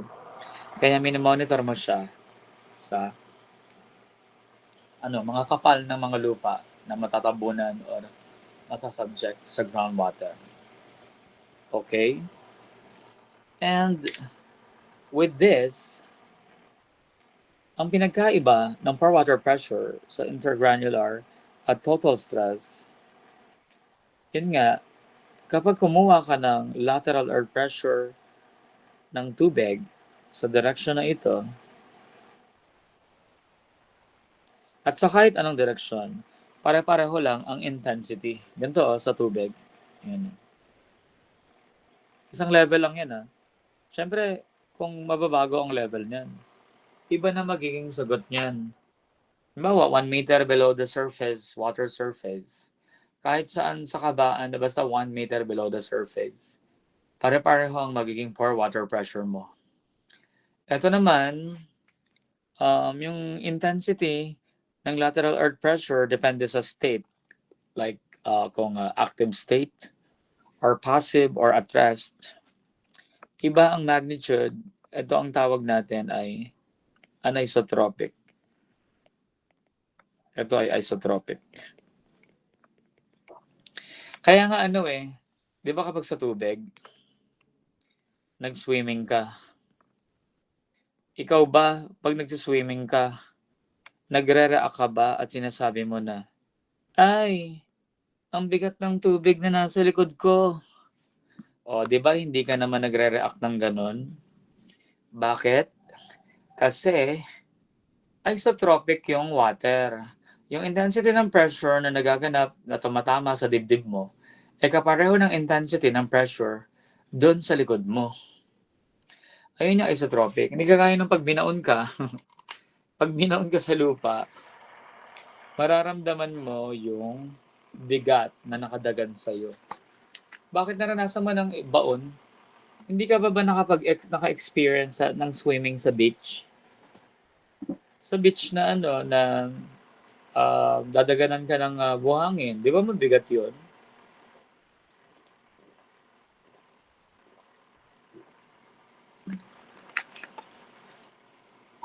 And with this knowledge,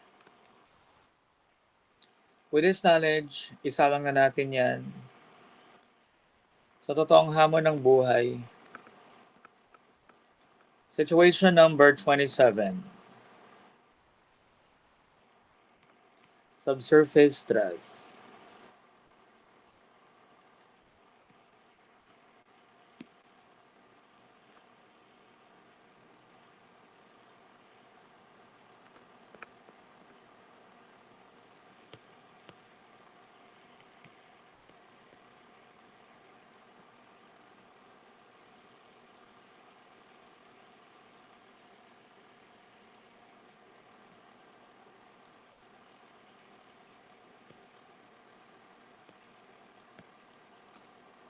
In the salt deposit shown, the water table was originally at the ground surface. The water table was then lowered by drainage to a depth of 25 feet, whereupon the degree of saturation of the sun above the lowered water table was decreased to 20%. Available na sa problem, laso, available na sa problem ang mga properties ng buhangin. Meron ka ng gamma sat at saka gamma dry na 135 and 116. Meron ka na ring para sa clay na gamma sat. Okay? And may sinabi tungkol sa moisture content or degree of saturation condition na above the water table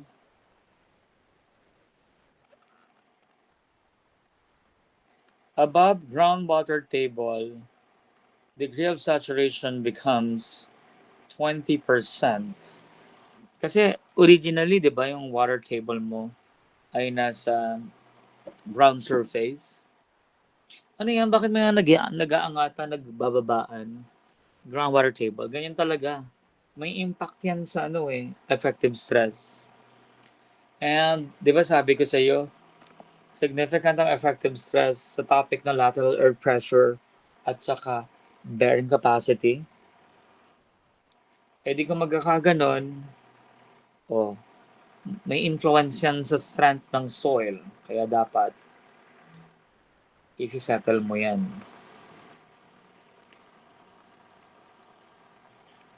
Let's draw the original problem.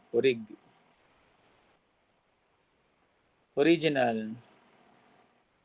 Ang question kasi sa number 16 is, ano daw ang vertical effective stress at the mid-height of the clay before lowering the water table?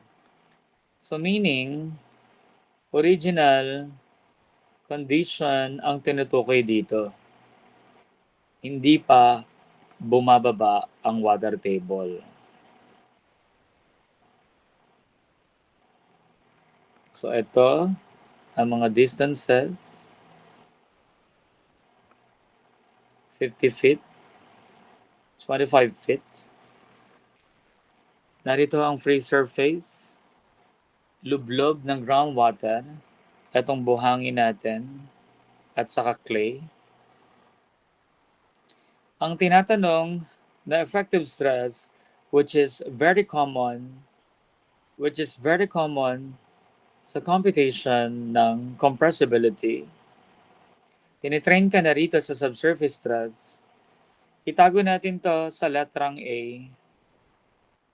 Ang tinatanong sa number 16 ay effective stress at A. Pero ang kompletong symbol talaga niya to highlight the direction of the stress is sigma prime, vertical, at letter A. Ang reason kung bakit ito ay hindi ko nilalagyan ng subscript na V dahil hindi naman nagko-combo, hindi naman nagko-combine ang question ng lateral earth pressure at saka vertical effective stress, kaya hindi ko na nilalagyan ng letter V. Okay? So let's do our favorite solution. Ito, class, ay walang seepage at hindi rin siya pumasok sa capillary zone. Wala naman ding capillary zone dito. Without seepage and outside the capillary zone. Sasagutin mo lamang ito ng ating solution number 1 na pinapangalanan kong manometry. Ano yan? Di ganito. Effective stress at A is equal to summation ng product ng effective unit weight times the thicknesses. Pag sinabing effective unit weight, tingnan mo, balikan natin tong yung lista-lista ko. Sa effective stress class, effective unit weight, kapag layer of tubig, not counted, kasi di ba solids to, not counted. Pag tuyo ang lupa, dry unit weight. Pag partially saturated, bulk unit weight ang gamit. Pag saturated and not submerged, ang gamit ay saturated unit weight.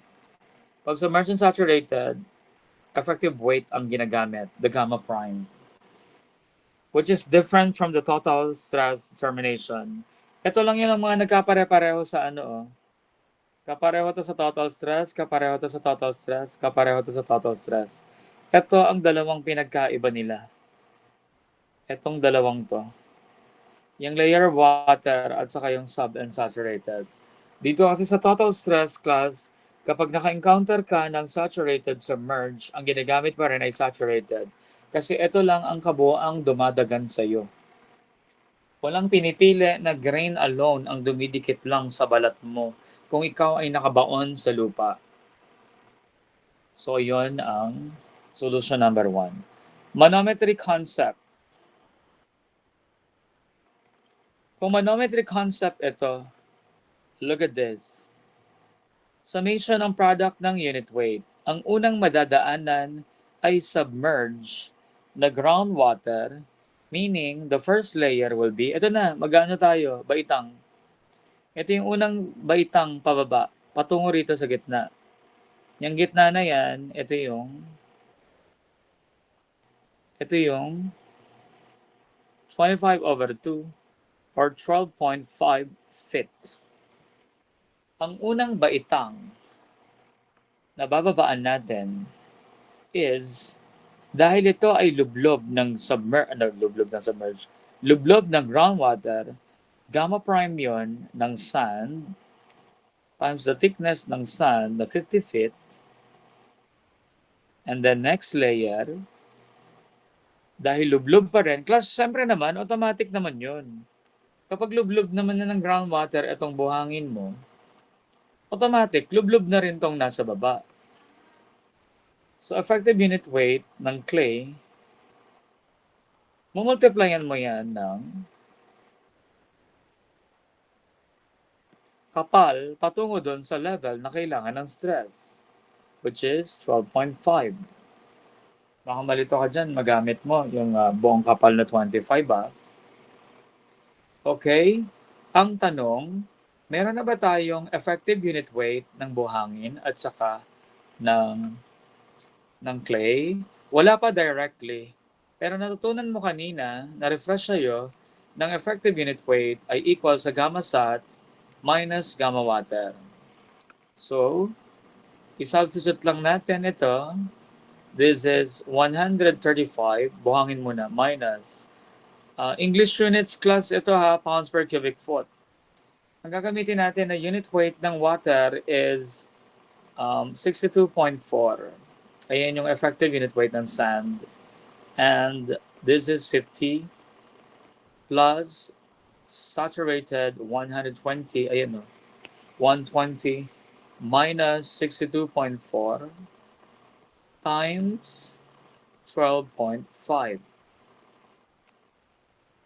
Nakalimutan ko ilagay yung prime. May prime yan. Effective stress at A is equal to. Klase, tinanggal ko muna yung letter B. Nagtitipid nga ako ng ink kasi hindi naman kasali sa kwento yung lateral air pressure. Saka ko nabubuhayin uli yung letter B kapag side by side yung answering ng lateral air pressure at saka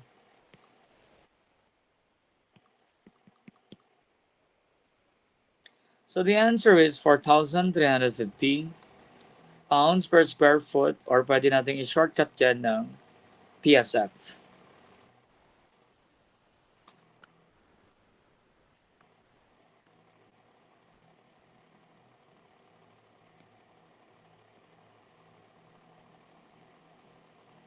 Ano ang kakaiba rito kumpara sa total?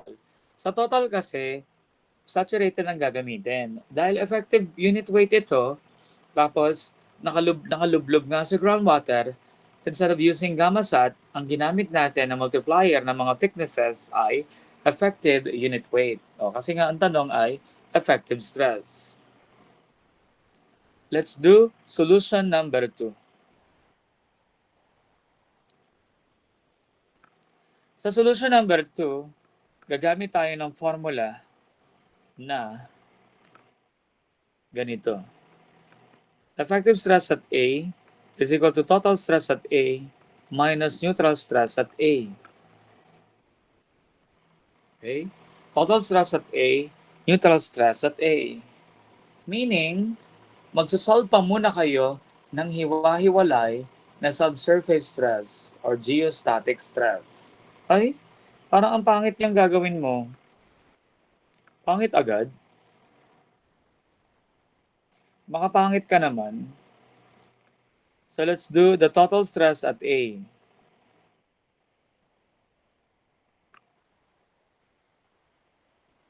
Paano kumpitin ang total stress at A?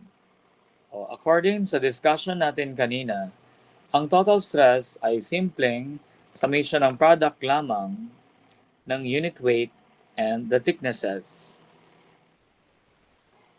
The unit weight and the thicknesses na madadaanan. Kung may layer ng tubig, unit weight ng tubig. Kapag may tuyong lupa, dry unit weight. Kung partially saturated, the bulk unit weight of the soil. Kung saturated, saturated lang. Kung submerged and saturated, saturated pa rin ang gagamitin mo. Kasi lahat lang ng bigat, lahat lamang ng dumadagan sa iyo ay ipapasok mo sa computation. Okay? And with that, go back to the diagram. Let's do the summation of pressure. Ang unang madadaanan ay lublob ng groundwater. Gagamit ka ng saturated. Gusto mo, iganto ko pa. Gamma sat of the sand times 50. And the gamma sat of the clay times 12.5. Substitute. Ang saturated unit weight ng sand is 135 pounds per cubic foot times 50 plus gamma sat clay 120 times 12.5. Ang total stress at pwede nang itanong din yan. Nagkataon lang kasi na effective stress ang question dito sa module mo. Pero, mali mo, kasama sa tanong yan, edi sulit ang problem solving. We got 8,250 PSF. Edi nasagot na natin ang total stress developing or vertical total stress developing sa mid-height of the clay layer, 12.5, half of the 25. Sagutin naman natin itong pore water pressure U sub A na may formulang gamma water lang and height ng water na kung may naka-sol strata layering ang presentation, sinisigma H ko lang para i-add isa-isa ang mga distances. We get gamma water 62.4 pounds per cubic foot. Tandaan na ito ay lublob ng groundwater. Ang minomonitor mo rito ay itong free surface symbol natin. Ayan ang minomonitor mo na height. Edi. Do you see the 50? And do you see the 12.5 vertical distance? Sana, kung maging situational problem ang exam mo, tig-isa ng tanong yan. Nako, sulit na sulit. 62.4 times 62.5. The answer is 3,900 PSF. Kung ganyan nga naman na tig-isa ang tanong sa exam mo, sulit ang solution number 2. Pero kapag kinumpara mo na ang haba ng solution number 1 at solution number 2, mukhang tedious na sa paningin mo ang solution number 2. Hala, bakit ganun? 8,250 minus 3,900 PSF, and the answer is 8,250 minus 3,900. Ang sagot ay 4,350 pounds per square foot or PSF. And kung tutusin, mas madali ang solution number 1 dun sa direct substitution natin. Direct substitution natin ng effective unit weight na sinubtract lamang ang ating unit weight of water. Ganyan ang nangyayari before lowering of the groundwater table. Hindi pa natin nagagamit itong above the groundwater table nung nagkaroon ng paglubog. And now, gawin naman natin itong new condition.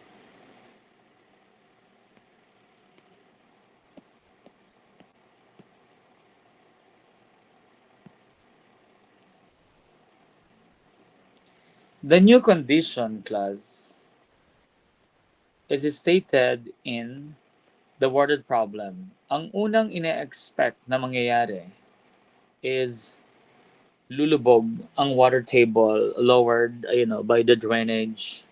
May pumping siguro. May nagpa-pump out ng water.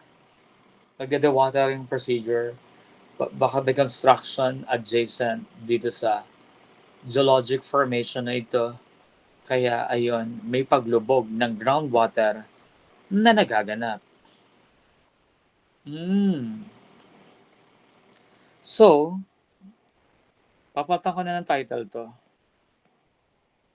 Hindi na siya before lowering. Ito ay after lowering.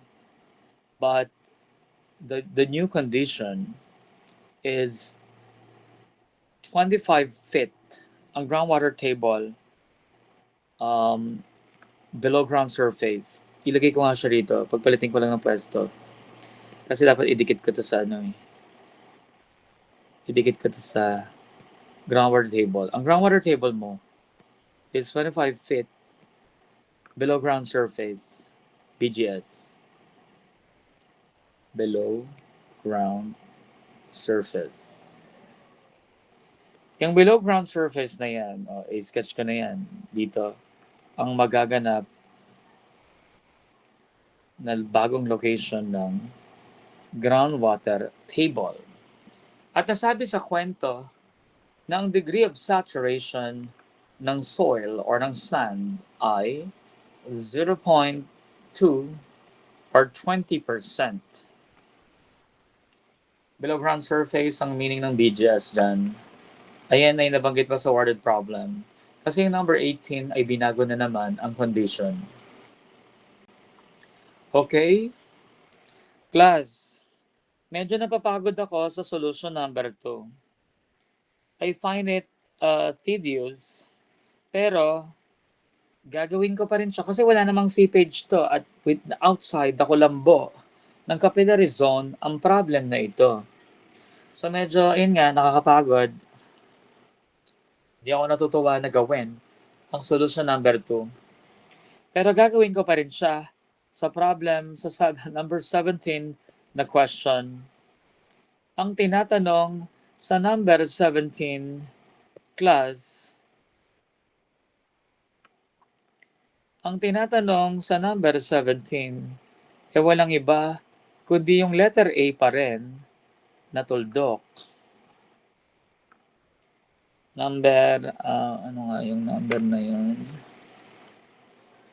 Number 17, but situation 27 na siya.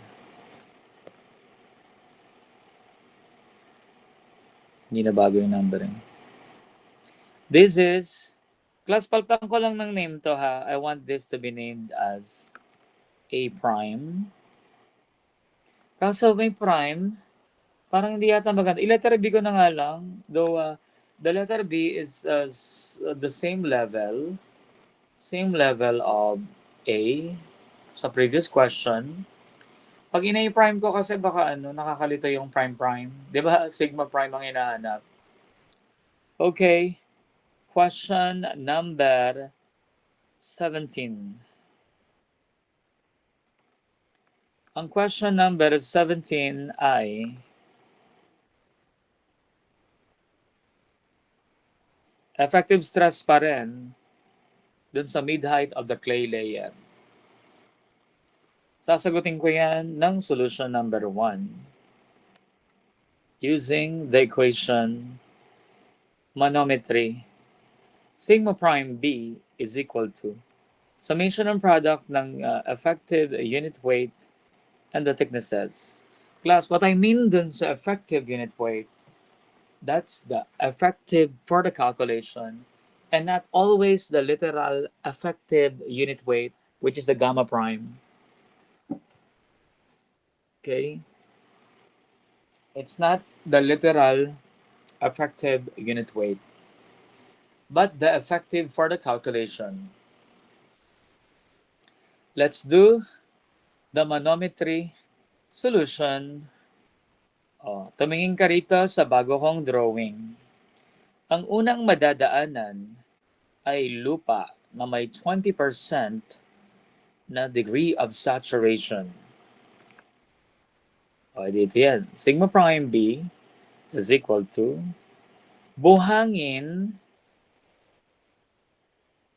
na may degree of saturation na 20% at ang kapal nun ay 25 feet.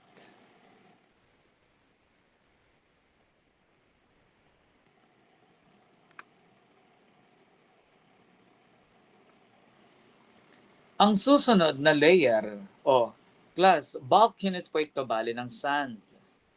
Bulk unit weight ito ng sand, ang degree of saturation is 0.2. Ang unang layer ay merong kapal na 25 feet. So yun, ang ginawa ko. Ang susunod na layer ay buhangin na lublob sa groundwater. So ang gagamitin mo dyan is of course, etong gamma prime ng buhangin at merong kapal na 25 na lang rin. Kasi nga, bumaba na ang groundwater. Susunod, the final step para makarating sa paroroonan. Gamma prime ng clay na i-multiply sa 12.5. Okay na. Tatlong baitang na yon. Unang baitang, ito. Gamma sand ng 0.2 or 20% degree of saturation. The second layer is lublob ng groundwater. Gamma prime sand, 25 feet. And the final layer is lublob pa rin ng groundwater, kaya gamma prime. Absuelto na tayo mga bata sa gamma prime ng sand at saka gamma prime ng clay dahil isusubtract lang natin ang unit weight ng water dun sa saturated unit weight. We have a problem, mga bata. Wala tayong value pa ng bulk unit weight of the soil when the degree of saturation is 20%. Look, wala pa ba? Kahit halughugin mo ang drawing na ito, wala kang makikita dyan. Kasama yan sa trick ng problem. Hindi siya ipinamigay ng diretsyo. Bakit ba? Ba't nagkaganon na may 20% na degree of saturation? Sinabi sa kwento na bababa into 20% ang degree of saturation ng maiiwanan ng groundwater. And class, ingat ka. Nagkakatalo-talo pa yan sa preposition. Anong preposition? Tingnan mo to, decreased to. What if sa exam mo, maging decreased by yan? Anong ibig sabihin mo doon? Pag naging decreased by yan, from saturated, pabawasan mo lang yun ng 20%, 80% ang magiging resulting degree of saturation nun. Pero dahil nabasa mo rito ay decreased to, Ibig sabihin,